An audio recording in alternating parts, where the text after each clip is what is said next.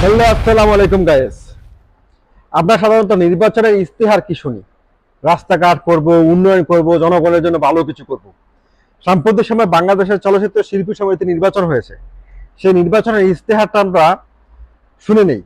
এখানে একজন নির্বাচনী ইস্তেহার দিয়েছিলেন, তিনি অনেক বড় গরু হাট ডাক দিবেন, সেই হাটে তিনি শিল্পীদেরকে চাকরি দিবেন। আরেকজন ইস্তেহার দিয়েছিলেন যিনি পরাজিত, হ্যাঁ, যে তিনি পাশ করলে শিল্পীদের গার্মেন্টসে চাকরি দিবেন। এখন শিল্পীদের এই যে একটা করুণ অবস্থা, সেটা কিন্তু এখান থেকে প্রতিরূপণ বা প্রতীয়মান।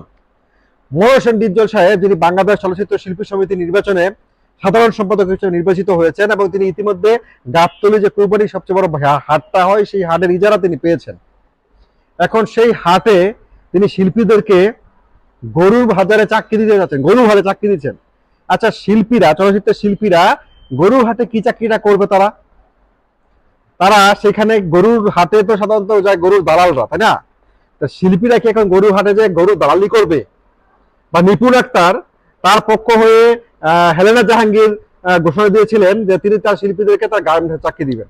আচ্ছা, চলচ্চিত্র শিল্পীদের যে করুণ পরিস্থিতি, এই দুইটা ইস্তেহারের, এই দুইটা ঘোষণা থেকে এটা কিন্তু বোঝা যাচ্ছে যে শিল্পীরা কতটা করুণ অবস্থায় জীবনযাপন করছেন।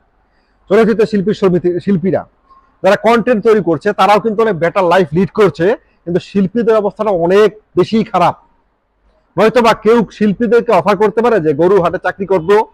বিশেষজ্ঞরা বলছে, আমি ডিজেল ভাইয়ের সাথে কথা হয়েছে, ডিজেল ভাই বলছে তুই আমাকে লিস্ট দে, হ্যাঁ, কারা কারা গরু হাটে কাজ করতে চায়, আমি তাদেরকে গরু হাটে কাজ দিয়ে দিব। কি রে ভাই, এইটা কি? গরু বাজারে শিল্পীরা কি করবে? আমরা তো জানি শিল্পীরা গরু বাজারে যাবে গরু কিনতে, বা কোনো শিল্পী যদি নিজস্ব গরুর ফার্ম থাকে, সে গরু বাজারে ডিজেল সাহেবের গরু বাজারে নিয়ে হয়তো গরু বিক্রি করতে পারে, বা কেউ হয়তো ডিজেল সাহেবের গরু বাজারে যে ঘুরে দেখে আসবে, কিনবে। শিল্পীরা সেখানে চাকরিটা কি করবে আমাকে বলেন?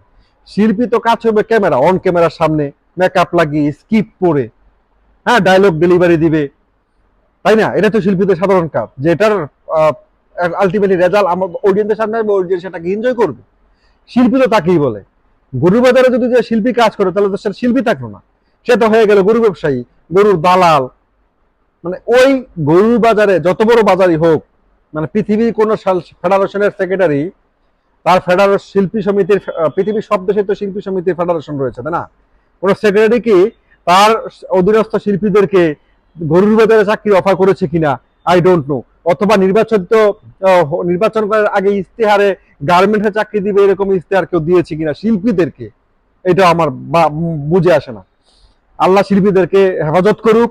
হ্যাঁ, তাদের যে করুণ দুর্দশা, সেটা এখন সত্যি এতদিন শুনতাম, হয়তো বুঝতে পারি নাই, এখন হয়তো আপনারা ফিল করতে পারছেন যে শিল্পীদের কতটা করুণ অবস্থা হইলে তাদেরকে গরুর বাজারে চাকরির অফার করা হচ্ছে, এবং সেটা অত্যন্ত প্রাউডলি এই ফেডারেশনের সভাপতি অ্যানাউন্স করতেছে। সেক্রেটারির সাথে কথা হয়েছে, সেক্রেটারি আমাকে লিস্ট দিতে বলেছে।